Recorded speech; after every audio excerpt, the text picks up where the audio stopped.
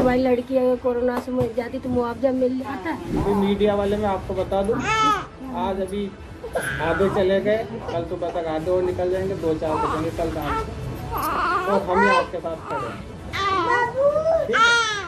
Hathras case में भले ही UP के सीएम योगी आदित्यनाथ ने सीबीआई जांच की सिफारिश कर दी है, पर फिलहाल सरकार की मुश्किलें कम होती नहीं दिख रही हैं। हाथरस में 19 साल की दलित लड़की के साथ दबंगों ने कथित रूप से रेप किया, लेकिन पुलिस ने जिस तरह की कार्रवाई की उससे मामला बिगड़ गया। अगर हाथरस पुलिस ने समय रहते हुए कार्रवाई की होती तो इतना बड़ा बखेड़ा ही नहीं खड़ा होता, इतनी बदनामी नहीं हुई होती।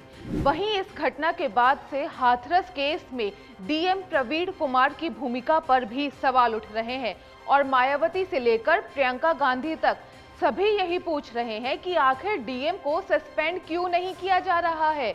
तो आज बिन मांगा ज्ञान में मैं बताऊंगी कि हाथरस मामले में कैसे निशाने पर आ गए डीएम प्रवीण कुमार और पीड़िता के परिवार को डीएम पर क्यों नहीं है भरोसा और क्यों योगी सरकार डीएम पर कोई कार्रवाई नहीं कर रही है।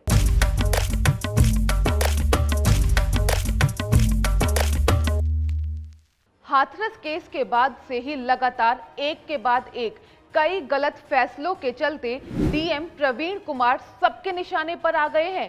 पीड़िता की मौत के बाद प्रशासन की तरफ से शव को जलाने की जल्दी आज तक किसी के समझ में नहीं आई है। डीएम साहब इतने एक्टिव हो गए कि पीड़िता के परिवार वालों की मौजूदगी के बिना ही उसका अंतिम संस्कार रात के अंधेरे में चोरी छिपे करा दिया।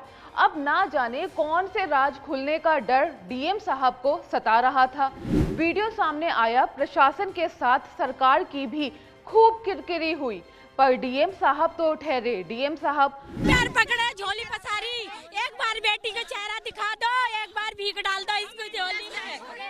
हमने ठोकी, हमने हाथ भी जोड़े डीएम के, हमें अपनी बहन की बॉडी दे। इधर डेड बॉडी जली, उधर नेशनल मीडिया हाथरस पहुंच गई।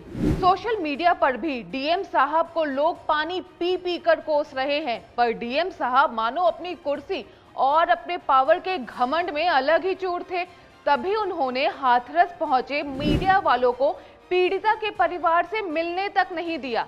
सवाल पूछने पर उल्टा पुलिस महकमा एबीपी न्यूज के साथ ही बदतमीजी पर उतर आई। एबीपी न्यूज अंदर आ पहुंचा है गांव के भीतर, एकदम खेतों के बीच से हमें निकल कर जाना होगा। एक्शन देख लीजिए आप, अभी सिर्फ 1 मिनट की दूरी पर भी पुलिस रोक रही है। आप नहीं जा सकते हैं। क्यों नहीं जा सकते? हम ऊपर जा बता दें, बता दीजिए, फिर हम चलते आगे। अरे आदेश नहीं है कि आप खेतों में से आ रहे हो चोरों। आप चोर दरवाजा किसे कह रहे हैं? खेत चोर दरवाजा होता है? आपको तो सिर्फ पर्दा डालना है, हमें तो पर्दा उठाना है। हमारी ड्यूटी ज्यादा बड़ी है। चोर कहा गया अभी? क्या होता है चोर? कैसे बोला आप लोगों ने? यादव जी चोर क्या होता है? नहीं, लेकिन अंदर तो जाना है सर। चलिए गाड़ी मंगवाओ। कौन सी गाड़ी? सवाल पूछने वालों को जेल भिजवा। क्या हो रहा है ये? क्या कर रहे हैं आप लोग? ये जब डीएम साहब से इसका कारण पूछा गया तो प्रशासन आए बाएं और दाएं देखता रह गया, पर बोलने के लिए इस बार भी उनके पास कुछ नहीं था। खैर, डीएम साहब यहाँ पर भी नहीं रुके। पीड़िता के परिवार को वो इंसाफ दिलाने के बजाय मीडिया से दूर रहने की नसीहत देते नजर आए।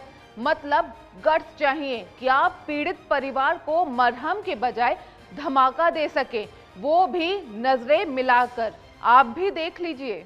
अभी मीडिया वाले मैं आपको बता दूं, आज अभी आधे चले गए, कल सुबह तक आधे और निकल जाएंगे, 2-4 बचेंगे कल रात को, और हम ही आपके साथ खड़े हैं।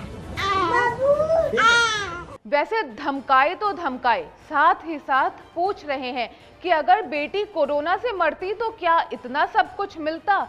ये हम नहीं, पीड़िता का परिवार कह रहा है। ये भी आप सुन लीजिए। हमारी लड़की अगर कोरोना से मर जाती तो मुआवजा मिल जाता है। जान लीजिए रेप जैसी घटनाओं को लेकर डीएम साहब कितने गंभीर हैं।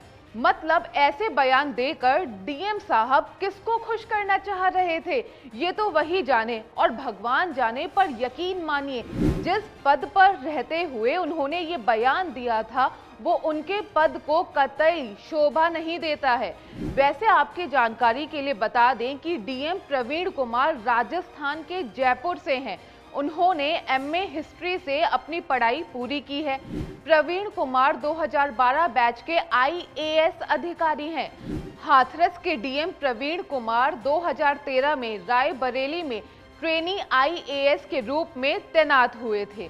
7 अगस्त 2014 में अलीगढ़ में ज्वाइंट मजिस्ट्रेट के रूप में उनकी पहली तैनाती हुई थी। 21 अप्रैल 2016 में सीडीओ ललितपुर, 17 अप्रैल 2018 में विशेष सचिव पंचायती राज और 2 मार्च 2019 से जिलाधिकारी हाथरस में तैनात हैं।